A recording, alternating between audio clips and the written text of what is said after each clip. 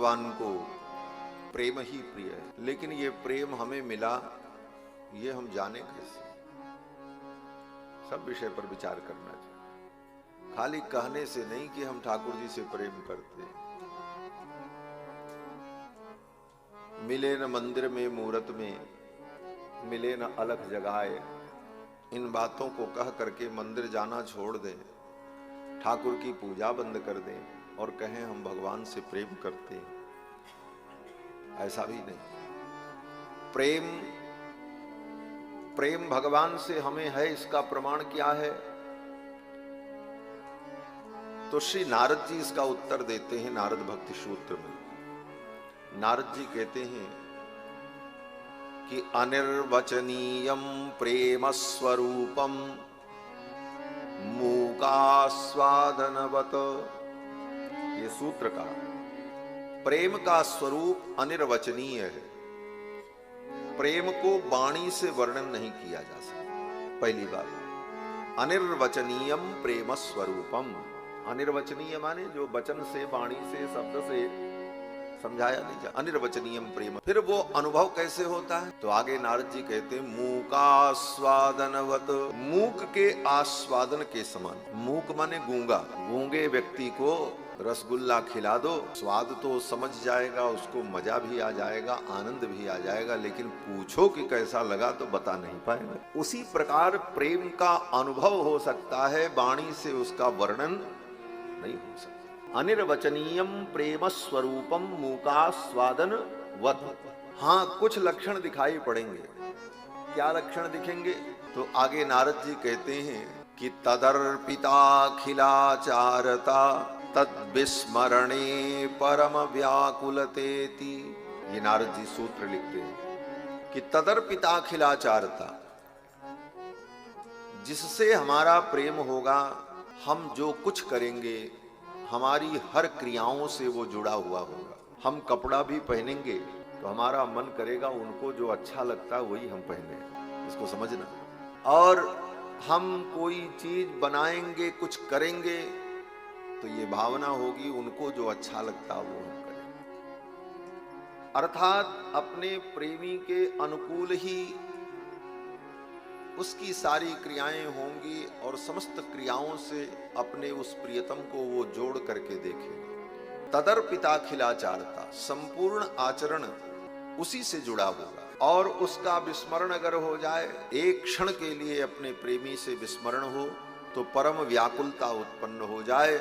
यही प्रेम का लक्षण समझाने के लिए नारद जी ने कहा। पूरा पूरा तो कोई समझा नहीं सकता क्योंकि अनिर्वचनीय विषय है, वाणी का विषय ही नहीं। फिर भी यही संकेत किया कि जिसके लिए हमारा संपूर्ण आचरण समर्पित हो, हम जिसके विषय में बार बार चिंतन करते रहें, सोचते रहें, सवेरे से उठकर शाम तक हमारे जीवन की हर घटनाओं से जो जुड़ा रहे। हम भोजन करने बैठे भी तो जिसकी याद आ जाए, हम घूमने भी निकले तो जिसकी याद आ जाए, कोई अच्छी वस्तु हमें मिल जाए तो हमें जिसकी याद आए, समझो प्रेम उसी से।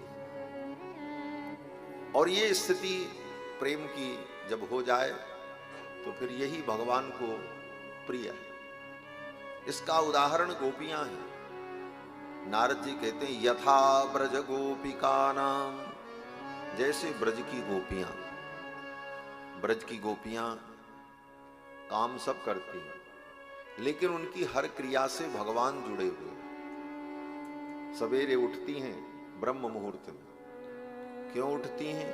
बोले उठने का उद्देश्य ये नहीं है कि सवेरे उठना चाहिए इसलिए उठती, वो भी है, लेकिन मुख्य उद्देश्य गोपी का यह है कि सवेरे सवेरे उठेंगे तो जल्दी जल्दी सारा काम निपट जाएगा। सारे काम करने भी जरूरी हैं और सारे काम हो जाएंगे तो हमें मौका मिलेगा।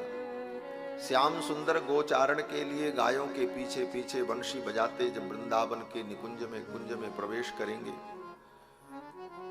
तो मैं उनका दर्शन कर लूंगी। और अगर मैं काम में व्यस्त रह गई और कृष्ण चले गए तो फिर उनका दर्शन नहीं हो पाएगा।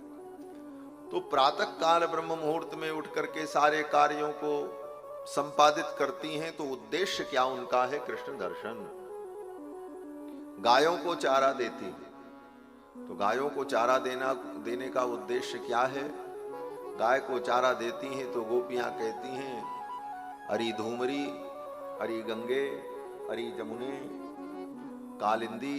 गायों का यही सब नाम होता है। नदियों के नाम पर ही गायों के नाम को रखने की एक परंपरा है सनातन धर्म में। कारण कि वेदों में सान्नाय नाम का जो यज्ञ होता है, सान्नाय नाम के यज्ञ में 3 गायों का दोहन होता है और तीनों गाय का नाम गंगा, जमुना, सरस्वती यही रहता है। इस कारण से वैदिक परंपरा का अनुसरण करते हुए लोक में भी लोग अपनी गायों का नाम नदियों के नाम पे ही रखते हैं। कावेरी, कृष्णा, तापी, गोदावरी, तुंगभद्रा, कृतमाला, पयस्वनी, सरयू, मंदाकिनी। तो कन्हैया की भी जो गाय हैं, ब्रज की जो गाय हैं, उनका भी ऐसे ही नाम है। तो गोपियां अपने गायों को जब चारा खिलाती हैं तो यही कहती हैं अरी मंदाकिनी, अरी जमुने, अरी गंगे, अरी गोदावरी। खूब बढ़िया हरा हरा चारा खाना और इस मधुर मधुर चारे को खा करके मधुर मधुर दूध देना। फिर उस मधुर दूध का मैं बढ़िया मीठा दही बनाऊंगी। फिर मीठे दही को मथ करके जब मैं मीठा मीठा मक्खन निकालूंगी तो उस मक्खन को श्याम सुंदर आरोगेंगे और श्याम सुंदर जब उस मीठे मक्खन को खाएंगे तो मैं भी उनको मीठी लगने लग जाऊंगी। ये उद्देश्य, यही भावना। अब देखो, गाय को चारा खिलाने से लेकर, दूध दूहने से लेकर, दही जमाने तक, दही मथने तक, मक्खन निकालने तक, हर क्रिया में कृष्ण जुड़े हुए। ये भावना ही भक्ति है। इसी का नाम प्रेम है। नहीं तो हम सवेरे से गाय को खाना खिलाए, इसलिए बोले गाय को पाले हैं, भूखे रहेगी, लाओ खिला दें। दूध की जरूरत है, लाओ दूध दो लिया, अपने बनाया खाया, दूध पी लिया। क्रिया तो सब वही सांसारिक प्राणी भी करते हैं और भक्त भी करते हैं। अंतर इतना होता है, भक्तों के द्वारा होने वाली वो समस्त क्रियाएं गोविंद से जुड़ी होती हैं। यही भक्ति है, ये प्रेम है। गोपियां अपने सास ससुर की सेवा करती हैं, बड़े भाव से करती हैं। उनको किसी प्रकार का दुख न हो, लेकिन उनका उद्देश्य क्या है? बोले सासू मां प्रसन्न रहेंगी, ससुर जी प्रसन्न रहेंगे, घर के लोग प्रसन्न रहेंगे तो मैं गोविंद का दर्शन करने जाऊंगी तो हमें रोकेंगे टोकेंगे नहीं और कोई मेरा विरोध नहीं करेगा, सब अनुकूल होंगे तो मेरा भी मन प्रसन्न होगा और गोविंद की उपासना में, उनकी भक्ति में मेरा चित्त लगेगा। इस भावना से परिवार की भी सेवा करती। सब काम गोपियां यथावत करती हैं, परंतु उनका उद्देश्य भगवान है। दूध दही बेचने भी जाती हैं, व्यापार है, नहीं बेचेंगी तो आय कहां से होगी? आय कहां से होगी तो रोजी रोटी कहां चलेगी? तो दूध दही बेचने के लिए गोपियां जाती हैं, सिर पे मटकी रख लेती हैं और समूह में अनेक गोपियां एक साथ निकलती हैं। तो रास्ते में अपने घर की, अपने सासू की, अपने ननद की, अपने देवर की, अपने पति की चर्चा नहीं करती, गोविंद की चर्चा करती हुई जाती।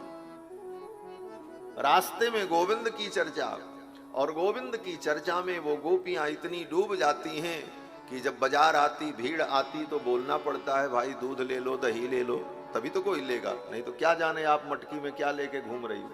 तो गोपी अगर कहती भी है तो कृष्ण चर्चा में निमग्न होने के कारण उसके मुख से यही निकलता है, कृष्ण ले लो, गोविंद ले लो, गोपाल ले लो। ये तन्मयता जो है, विक्रेतु कामा खिल गोप कन्या मुरारी पादार पित चित्त वृत्ति। श्री वल्लभाचार्य प्रभुपाद कहते हैं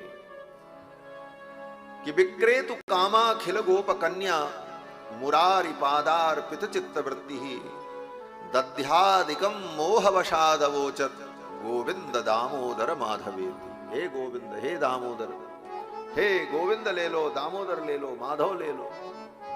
ये प्रेम की दशा, हम भगवत प्रेम प्राप्त कर चुके, इसका प्रमाण यही है कि जीवन ऐसा हो जाए।